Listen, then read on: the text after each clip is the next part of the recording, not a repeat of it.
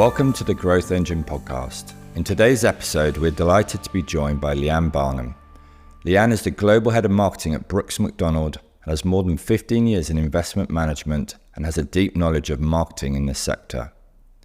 A recent press release stated that Leanne is responsible for driving the marketing strategy and execution, supporting Brooks Macdonald's medium-term ambition to become a top 5 wealth manager within the UK and Crown dependencies. Leanne, welcome. Thank you for joining us today. Thank you for having me.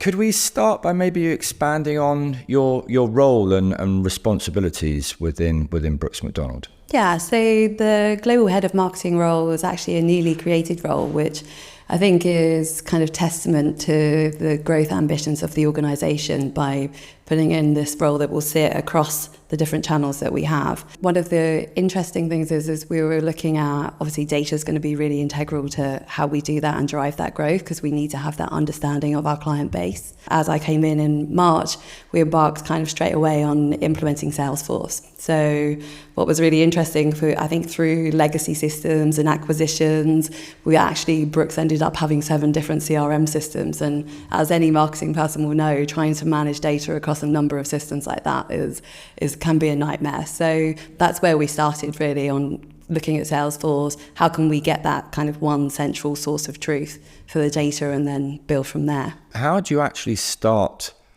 a program like that? Because having 7 different systems just in itself, it must be complicated to work out how to navigate your way through that. So can you talk me through the process that you started undertaking? Before I came in, Sarah Ackland joined the organisation as Global Head of Distribution and Marketing. You've worked with Sarah before? I worked with Sarah before, yes. So we both worked at Architas together, and we'd been on kind of a similar journey to Brooks in that Architas had an ambition to be a top multi-manager in the UK. So, that's what makes it really interesting at Brooks, I think, because not many places do you get the opportunity to really have such a greenfield. And I think with a lot of organisations, they tend to have CRM systems that have been in place for a long time, or they have multiple ones, and they can be a nightmare to kind of manage and try and pull really insightful data out of. So to be in an organisation that's making that commitment at this point in its kind of maturity, Brooks is over 30 years old now, but to be putting in a new CRM to say, greenfield, we're going to start from this point, we're going to consolidate everything, and we're really going to utilise the insights we can get from this to drive the business forward. Yeah. I'm very keen to learn about how you're thinking about using the insights, and we'll come on to that. When we were having a discussion earlier before this session, you mentioned that you kind of drove where Salesforce was going to sit within the business. Could you expand on that? Another ex-colleague from Architas, I feel like everybody's worked at Architas, now is at Deloitte. And so I got invited. They host on a quarterly basis a CRM and heads of distribution roundtable. So from the asset management industry, we all get together. We talk about things that are really pertinent to how you can drive businesses forward and kind of the growth strategy. One of the things that we were talking about were CRM systems, marketing automation, and really leveraging MarTech and digital to drive businesses forward. One of the examples that they used was outside of the industry in FMCG. They actually used McDonald's as an example, where CRM actually sits within marketing rather than within distribution, which I think historically from an asset management or investment management perspective, we've always seen the kind of owner of the customer being the salesperson. Yeah. And I think that, harks back to the days when it was in the little black books and, the salesperson had his bank of clients and they were responsible for them, and marketing was kind of a support to that. But what's interesting is outside of the industry and in some of the more fast-moving industries, they're actually putting the ownership of the data and insights within marketing. So the McDonald's example was that distribution actually sits within marketing. They kind of all work very closely together because of all the insights that are leveraged from CRM, from how people navigate around restaurants. And I think what it helps you to do from that perspective is you can focus your really valuable resources, which are your salespeople, and you can be really directional with where you're focusing those kind of really valuable resources. So, let marketing do the kind of legwork in the sense of we can do the fielding, the nurturing, sorting the wheat from the chaff. And then when it's actually a really good opportunity, then deploy your really valuable resources. So Brooks was open actually to, because we were putting in a new CRM, there wasn't a central place that CRM sat before, because it was quite fragmented. There was, as I said, a number of different systems.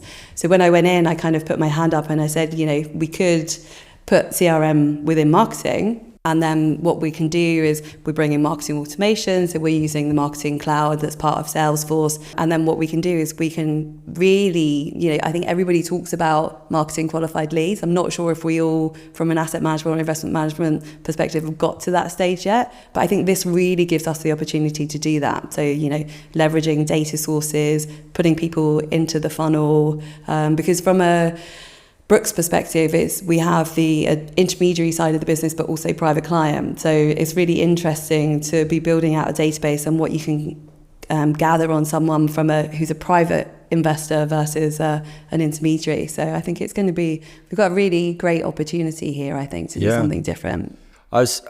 Just picking up on a couple of things that you're saying there, I guess the opportunity at Brooks was because you were designing it from scratch. Yeah. I would have thought if you perhaps suggested that in other locations, other companies, there may have been pushback against that. Yeah. Was there any pushback there, or were people fairly open-minded? Not from a Brooks perspective. I think, we're a business that's at a kind of a bit of a crossroads, in the sense of we know that if we want to grow, we've got to do something differently. We've worked a certain way for a number of years, and now if we really want to, up the gear and go into overdrive, we need to do something different. And then they're really open to change, which I think is amazing, because, like you say, a lot of organisations are those that were maybe a bit more on the front foot. So Architas, for example, we had Salesforce, it had been in place for kind of 10 years. And you've really, from a business perspective, you've really got to hope that the organisation has the understanding that MarTech, it doesn't stay still. You've got to continually invest in it. And I think a lot of organisations end up with a CRM or MarTech stack that perhaps doesn't grow with them. So you really need an organisation that's going to put the money into it and continually invest and evolve. So you've got two audience sides there at Brooks, and I'm keen to understand how you think that the MQLs may differ between them. Is there anything that can you give any thought on that? Yeah, I think, my background from Architas, I also worked at 91, I worked at F&C back in the day when it was F&C, and there was always very intermediary focus. And I find, when there's quite a traditional route you tend to go through from a marketing perspective in terms of how do you generate leads. You might use third-party data sources such as a Financial Clarity or a Goldmine, or, and you would work with your media buyer and you do some digital advertising, you probably do some gated content, and then that's how you would be collecting leads, or it's through events. Whereas it's really interesting on the kind of high net worth side, and obviously you're dealing with individuals rather than businesses. So you have different challenges and opportunities, I would say. So my background's not really in the private client side, so this is a real kind of stretch for me, which also makes it a very interesting role. Yeah. But there it's a lot around referrals and word of mouth, the relationships I see that private clients have with their investment managers. When those relationships work really well, which I see at Brooks, then they're really open to referring them. And it's how do you capture all of that data? How do you give people the mechanism? Also, we've done some research recently to kind of delve into our different audiences a bit more to understand, how can we be more relevant to them? What we've kind of heard back is it's not so much of, let's have a conversation about a product. And people are at different life stages now. They want you to understand what stage of their life, and they're less traditional now. So it's not, I'm 55, I might be going into drawdown, or I'm 65 now, I'm going to stop working. It's people, especially in the entrepreneurial space or the ex-sports person, they tend to have one or two retirements. And that might be when they finish their sporting career or they sell a business, then they might go on to do something else. And so that's, I think, really, really interesting. And it comes back to how do you capture that data and really leverage it. And then you turn that into, the way in which you interact with those people. Because, we're talking a lot about MarTech and kind of CRM and digital, but obviously it's much broader than that. That's your underpinning. Yeah. And then it's how do you continually have that conversation and evolve it. And I think the other part that you made there was lots of organizations, they've put in perhaps systems years ago, but the world of MarTech, as you say, constantly evolves, and the technology that's available now was not the same that it was 10 years ago. And you mentioned the Deloitte CRM session that you attended. What advice or knowledge did that give you when going in to set up the new system in Brooks that you were kind of like better prepared with, going into it with your eyes open, so to speak? The insights that it gives you is you're sat around a table of peers. You're not only listening to kind of the research and the insights that Deloitte bring, but you're also learning what other organisations are doing, what some of the challenges they might be facing. And then that gives you a really good insight, I think, to go back to the table within Brooks, for example, and say, we're having this conversation at a sort of exco level to say, these would be my recommendations. And then you're able to back them up with not only kind of insights from Deloitte, for example, but actual lived examples from your peers. And I think quite often that can be you'll hold up a few companies as examples of, oh, this is how we do it because this is how they might do it at X. But if you can actually understand that actually that is how they do it and they're struggling with it for these reasons, then I think it gives you much bit of more a 360 view of it. And much more ammunition, because these can be challenging conversations, right? Sure. They're not always, you don't realise the value of them super quickly. They can be very expensive, so they are a massive outlay, and it takes a big commitment from a business to say, okay, we're going to put the money behind this. We're also going to understand that until this is implemented, until everybody's up and running on it, we're not going to necessarily realise benefits really quickly, but from a long-term perspective, and if we're committed to growth, we understand that this is what we need to do. So give us an overview of the timeframes that you're working with. How long have you been in the role? So I joined mid-February. Okay. We kicked off the project at the beginning of March. It's probably not a good example because we've done it really quickly.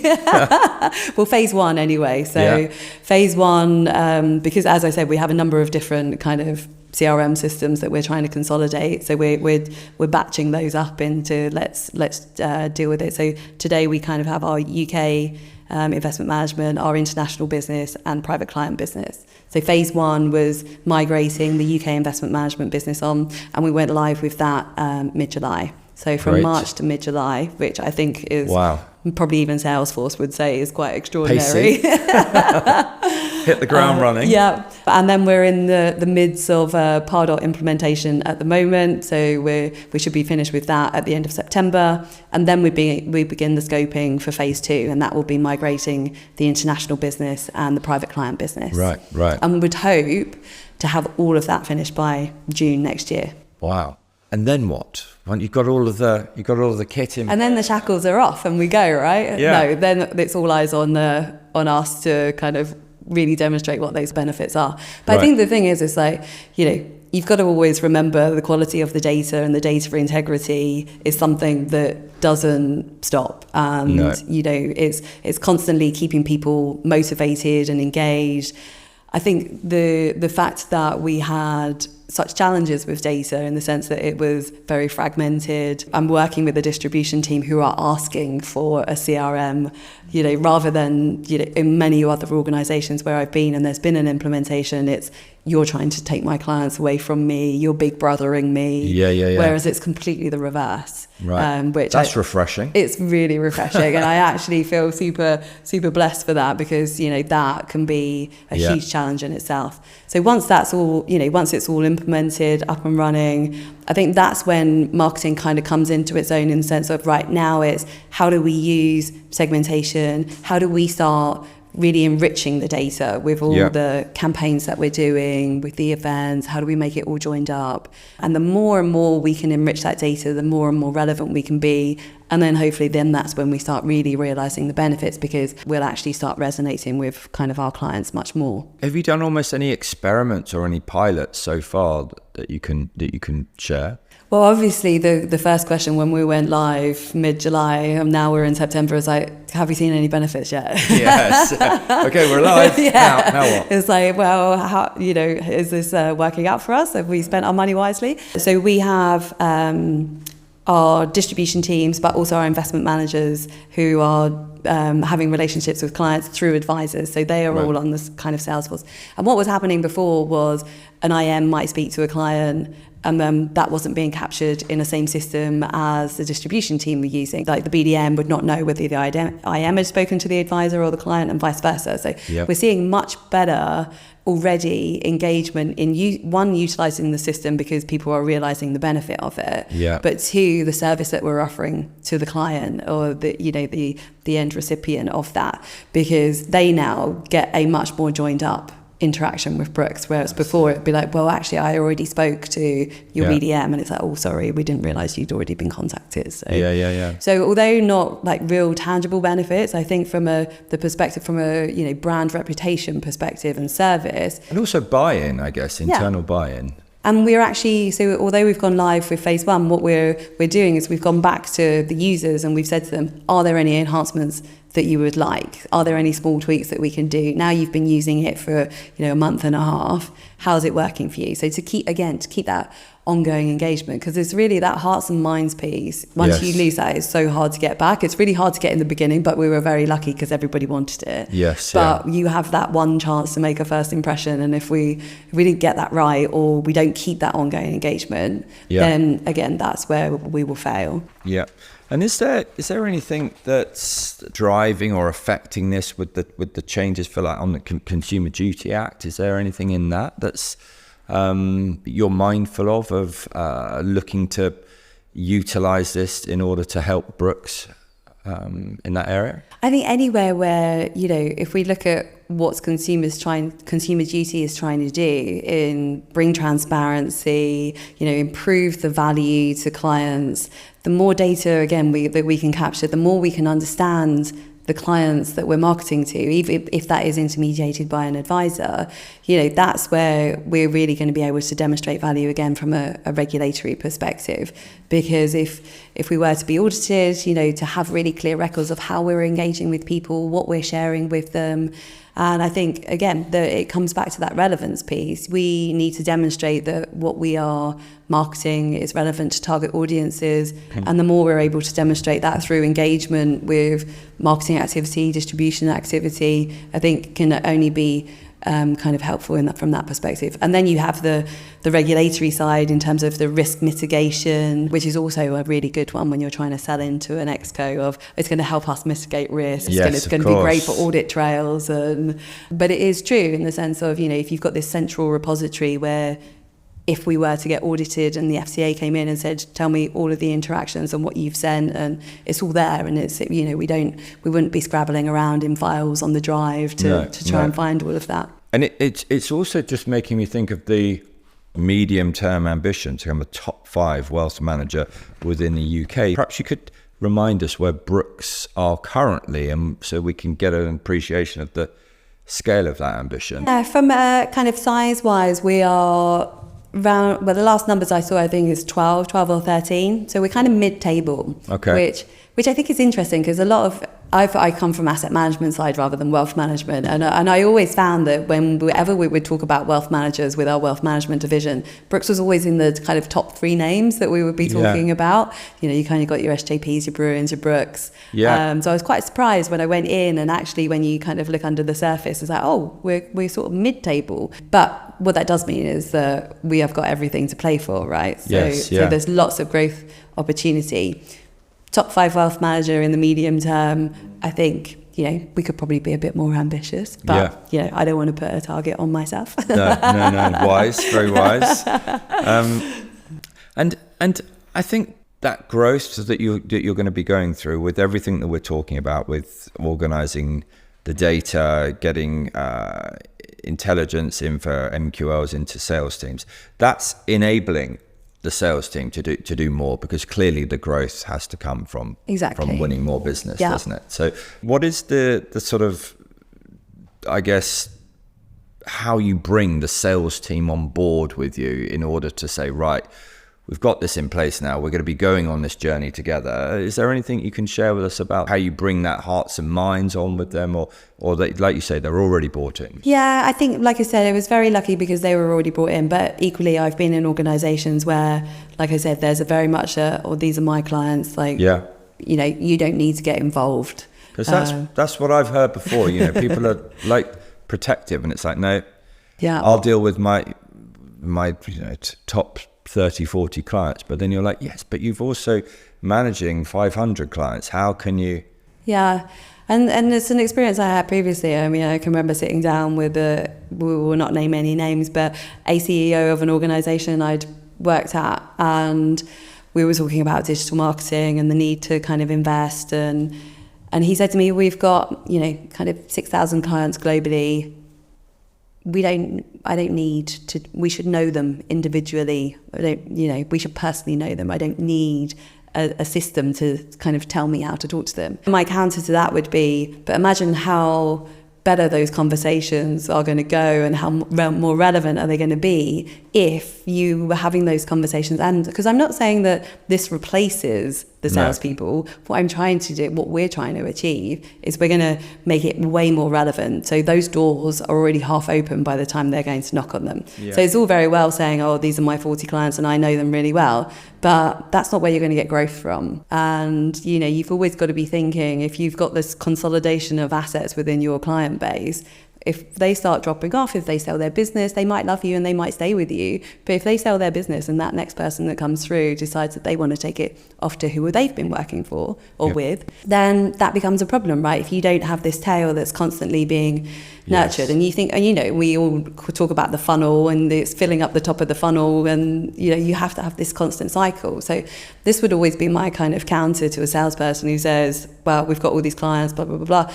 But equally, I think if you can find someone, there will always be one or two in a distribution team who will be open to it. They would have worked somewhere else where they've seen it working really well, or they might be struggling with the patch that they've got, and they'll just be open to having a conversation, or they're just quite forward thinking. And I think where you can demonstrate and you can have some case studies and you can say, look, this is where this is working really well. And then those kind of laggards, the resistors, start to come around when they see that actually the results that other people are getting, they're not seeing the benefit of. No, because it's a competitive space. So 100%, right? Yeah. I remember having a conversation about social media and, trying to get the distribution teams to be engaging in that. The best way to do that is make it a competition. And then you see that employee engagement go straight up the minute it's like there's a competition about who's reposting or interacting the most. So you think about sort of supporting those sales teams and help giving them a reason through data-led insights, for them to pick up the phone. Or is there anything that you can kind of illustrate to us and talk about there? Yeah, I think there's a couple of ways, obviously, that you can do it. You can use third-party data and looking at, what people are investing in, what they're not investing in with you, and then kind of targeting campaigns around that and putting them on that journey. And I think that's where we want to get to, is utilising that data and then seeing where people start to engage. So it's not, the data's the first part, right? But then you've got to have all the content to support that journey afterwards. Yeah. So, if we want to talk about IA sectors, for example, if someone's buying in the multi-asset and they're not buying from you, okay, so then you start a little mailing to them of, did you know about Brooks, blah, blah, blah. If they start engaging with that, then you send them the next and the next. And this is where marketing automation can really, remove some of that manual intervention that you have to have, and you put them on the engagement studio journeys if someone behaves like this. And then bringing in lead scoring as well. So, we work very closely with the distribution team to say these different interactions that people have, we'll allocate a score to them. And then when someone reaches a score of 100, for example, that's when they become a marketing qualified lead. Yes. And so where we're working to get to is at that point when that person reaches 100, they automatically become a task in Salesforce and go to the relevant distribution person to say, this person's really engaged with us.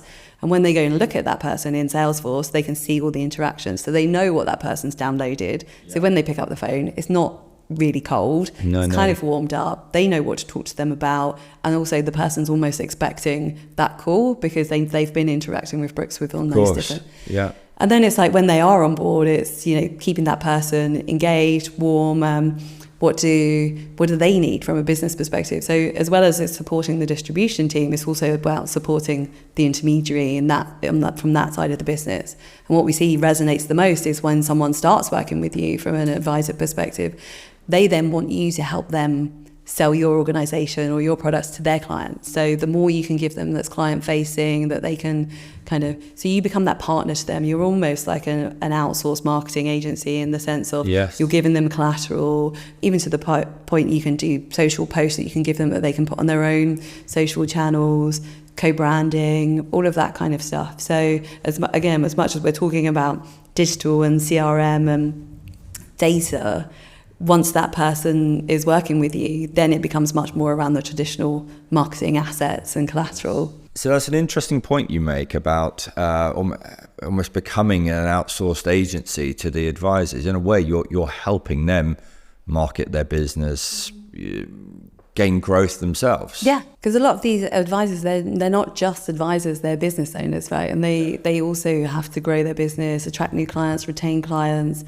and they don't always have the luxury of having a big marketing team. If you think of some of the smaller firms, they will have their the regulatory functions, they'll have their power planners, they'll have everything to service a client, but not necessarily market their own business. Yes. And I think this is where we can really help and act, and service becomes the differentiator. I think, and what I've seen over the years is it's a race to the bottom if you're going to compete with your competitors on price. Right. No one has, the best performance all of the time. And we've all seen the kind of star managers rise and fall. Yeah, the moment in some. Exactly. And then product as well. So I think although there is a spectrum of products, but we're all kind of playing in the same space to a certain extent. So that service part, I think, is really where we can find the differentiator. And I think we did when we were looking at how we could rebrand Architas back in the day. So Architas was part of AXA. 2016, AXA decided they didn't want to have a life and savings business in the UK anymore. So then Architas was going to be a standalone investment manager in the UK. And we had to look at that point of where could we find our USP? And so we did research with advisors. So again, a lot of this as well always comes back to the research and insights of let's not just make assumptions, let's actually test what we think, or let's not make any assumptions and let's just hear it from who we're trying to talk to first. And what we got back was, product providers, they're there when the sun's shining and everybody's got great performance, but as soon as the proverbial hits the fan, then they're nowhere to be seen. But what happens with the advisor is that they have, 50, however many clients ringing them up going, what should I do? Should I go into cash? Should I sell? Of course. And the more you can help the advisor at that point, be proactive, be transparent, open and honest, and help them speak to their clients, the more you're really demonstrating your value as a partner. And I think that's when the relationship becomes much deeper than just, would you like to invest in this fund? Yeah. And you tend to get much more kind of brand loyalty from that perspective. Makes perfect sense. I'm interested to just touch on the research elements. You're saying that you did a lot of research when you were at Architas, and I think you said as well that you've been conducting research at Brooks. So how does that process work for you? Do you do focus groups, individual depth interviews with existing clients, not existing clients? What's the word? Potential clients. How does that work? We've done it a number of different ways, and I think it's depending on what you're trying to do. So I think at the point where with Architas, so we had a very clear objective. We wanted to be in the top 3 multi-managers over 2 years. So we were much more punchy. Yeah, right. And it was like, how do we do that? So we went out, we worked with external research experts. So it wasn't something we tried to conduct ourselves.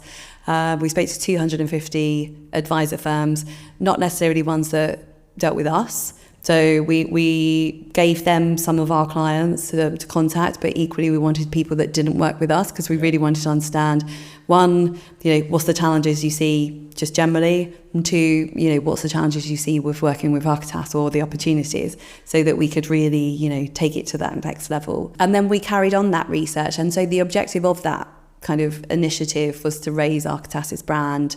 We weren't really known as a standalone brand in the UK because we'd always distributed through AXA and partnerships with AXA as a platform, which was Elevate at the time. So from that perspective, we did this, that was our marker in the sand to say, these are the challenges. This is where I think we can see a niche for Architas to play in. If we can find that sweet spot where we're providing this support to advisors at the points where they need it, I think we can carve out a niche for ourselves here. Then from a brand perspective, we were like, where are we on the brand scores? What's our recognition like at the moment? Who's working with us? Who's not, etc. And then we did research every 6 months. And that was our measurement of, are we successful in what we're trying to achieve? Going in the right direction. Yeah. And so by doing that every 6 months, we could see, were we going in the right direction? If we weren't, what did we need to tweak and change? And we achieved that objective. Actually, we went to actually number 1 multi-manager in the UK. Which Congratulations. Score. Yeah. And then from the Brooks perspective, and what we're doing at the moment is we're trying to understand more about what do people know of Brooks. So I think there's a, I wouldn't call it a misconception, but there is a preconception that Brooks are just a DFM. But it actually, we've got a funds arm and we've got a much wider proposition than perhaps people might know us for. Right. So it's how do we have that conversation around, actually, we can be more than just bespoke portfolio services to you or managed portfolio services. So we've done research with existing clients, lapsed clients, and also prospects. Right. And those have been in-depth phone interviews. So we were very grateful to the fact that people were willing to give up 30, 40 minutes of their time to take part in this. But we got some great insights out of it. And it's going to really help us shape how we go forward. I'm actually presenting it to the Exco tomorrow. So. Fascinating. And similar numbers when we're... So that was, I think we did around 150. So we broke it into those 3 channels: the UK investment management, the international business, and the private client business. And then it's really interesting what you see come out of that as well. And in that, where we say international, it's servicing of expats in kind of English-speaking countries. So you actually find that the challenges that they're facing, although there will be local nuance, and they're probably more concerned around tax than perhaps a UK investor is, or different tax challenges, actually how they want to be serviced, how they want to interact with a brand, what they want from you, is actually very similar. So the jurisdiction is probably less of an issue than perhaps we might have thought. Similar on the intermediary side, same kind of challenges they're having with servicing clients, etc. So I think we're going to have some really useful insights come out of that will, again, feed into this overall growth ambition. Yeah, fascinating. And a lot around what do people actually want to hear from you. So there's a lot of appetite for increased communication rather than less, but just in different formats than perhaps they've been receiving previously, and not just from us, but from competitors as well. So I think that will really help us hone. So once we've got the data piece all in one place, it's almost like the part 2 that you come onto. It's giving you the insights to shape what that is going to be as part of the marketing lead nurturing program. And we can't be so, I don't know if feign's the right term, but to make these assumptions that this is what people want. I'm always like, I think in every marketing budget you should have a good carve out for research, and you should be constantly testing and iterating what you're doing. So otherwise you just assume and exactly. And then you're relying on the metrics that you get from the interactions. If you've emailed it out, what's your click-through rate like? But that doesn't really tell you anything. It will just tell you whether it's resonating or not. It won't tell you how you evolve it and take it to the next level. So for me, I think research is super important. Yeah. I want to bring it back to brand and brand awareness. We've talked a lot about data and digital, but of course we know that there's another side to marketing, which is the creative side of it. What is your role in developing out the brand awareness of Brooks? What is the Exco's view on the importance of brand? Is there anything you can share? Brand's always a challenge because it can be quite intangible. So when you're having conversations about how much an ad campaign might cost, and it's like, well, what am I going to get out of that? Yeah. And I think it can be quite crude to be like, well, unless I'm going to be able to, demonstrate X amount of leads have come off the back of this, then I don't see any value. And I think those are the kind of conversations that need to be overcome sometimes. Of some things are just quite intangible, some things just you measure differently. So brand awareness, I think, sometimes can be a bit of a, how do you calculate that? But it's anecdotal as well, because again, brand's really important, because people aren't going to trust a brand that they don't know. No. So you might, if you're a private client, you've come through an intermediary, you trust your intermediary, so therefore you're quite happy to. And I'm sure there's quite a few, high street investors who won't know who some of the big names are in the asset management industry, but they might go through an advisor. If they made that recommendation, they trust their advisor. I think from an advisor perspective, brand awareness is really important. And we've seen that come through this recent piece of research as well. It's like, I know Brooks, or I don't know Brooks. If I don't know Brooks, why are they not doing more to work on their brand so that I know more about them? Yeah. That in itself is like, well, there you go. Read that. Yeah. And this again, comes back to demonstrate the value of research. So I think brand is super important, but it's doing it in the right way. It's making the most of that budget spend on brand. So it's not perhaps, there's been some really successful brand campaigns that have been, wrapping taxes, but if you've got the budget to do that and the luxury to be able to go, do you know what, we can dedicate this amount to brand. A lot of brands need to make that brand spend work much harder. Yes. So it's how do you raise the brand awareness, but also associate it with something where you can actually add a bit more context to it, in the sense of, you've got that really strong call to action, or you can really get the message through whilst you're raising the brand awareness. And that's what we're looking at. And that's where I think the role of content really comes in as well. So I've got in my mind the I'm sure you know it, the Burnett and Peter Field diagram showing the importance of brand building combined with short-term sales activation. And I think Mark Ritson talks about a bothism approach. That's my view, but it sounds like that's what we're talking about. Yeah, and and I'm sure many will agree, there is no one kind of facet of marketing or sales that is going to be 100% effective. It is a collaborative effort, right? You can have the best brand, but if you don't have the right distribution people to then go and close it, that's going to fall down. You can have the best salespeople, but if no one knows who you are, they're going to have to work double, triply hard to get that person over the line. So that real collaboration through distribution and marketing is where it's really important. I think it has come a long way in the time that I've worked in the industry. I think we're moving away from marketing being the colouring in department, and we're actually getting to a point where there's an understanding, or there's they're witnessing the value that marketing can bring when marketing works really well. We've talked a lot about what you've been up to and putting in place a new system, and the I guess the immediate actions that are coming off the back of that, and the research that you're undertaking. What's the next three things that you're going to be involved in order to manoeuvre Brooks into the top three? There's quite a lot going on, actually, because we're also re-platforming our website. Right. So we'll be moving to a new CMS. And for me, it's kind of, I created this slide, which is part of the sort of vision that I've been taking around the business, to say, from a MarTech stack perspective, it's Salesforce, it's marketing automation, it's website CMS, social analytics, and then some really good co-branding software.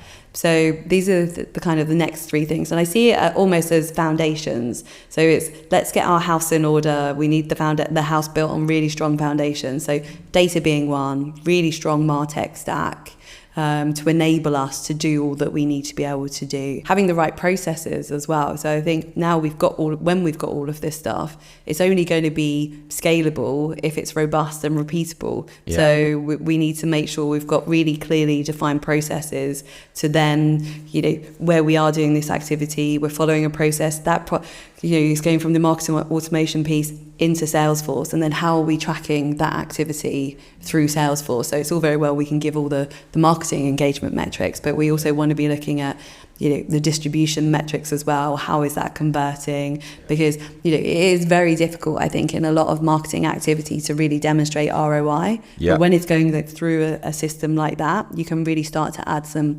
value. And that's not to say that we're trying to take anything away from distribution teams, but I think it's just to say this overall activity we've done as an organisation has, is having yielded a benefit this. on the growth. Yeah, exactly. Yeah. Where I think in a lot of organisations, even where they do have kind of Salesforce, but if they have an old system, even that level of visibility isn't always there. So I think for me, that's the kind of the focus is, let's get the website re-platform, because that's our shop window, right? So we're going to be doing all this marketing activity. We're going to bring people into Brooks, and they need to come in and they need to have a really good kind of journey when they come into the site, and that journey needs to be relevant. That journey needs to be as tailored to them as it can be. So as we build that out, and as we get more data on our clients, and that's integrated with Salesforce, again, those journeys will become more and more personalized. So that's the kind of North Star of where we're trying to get to, everything integrated, so that the more data we glean on people, we're just constantly refreshing that and making what we're doing more and more relevant, and then the relationship that they have with Brooks better and better. And that the timeline to complete everything that's on that chart, what's your estimate? Well, interestingly, our financial year runs July to June, so I would like to have everything in place and live by June next year. Right. So that will be obviously dependent on... For year one foundations. Exactly. Almost. Yeah. Because you only get so much grace, right, when you go into a new role. And already it's a bit like, hello, what are you doing? And it'd be a busy few months. And we've done a lot already, right? So we've managed to get first phase of Salesforce in, marketing automation's almost in. We're going to be scoping phase 2. RFPs are out. We're kind of streamlined. We're at second stage on RFP for the new CMS. Right. So hopefully, I think end of June next year, end of our financial year, that's a good target. And then going into the new financial year, kind of all guns blazing. Fantastic. I wish you all the success in that. We'll have to come back in a year's time. We'll do, and see where we are. Yeah. Brilliant. Thank you so much for joining me today and sharing all of your insights. It's I really do wish you and Brooks the best. Thank you. Thank you for listening today to The Growth Engine. If you enjoyed this episode and like to hear more, please do subscribe wherever you get your podcast from, and follow us on LinkedIn for regular updates, or on hubagency.co.uk. Thank you, and see you next time.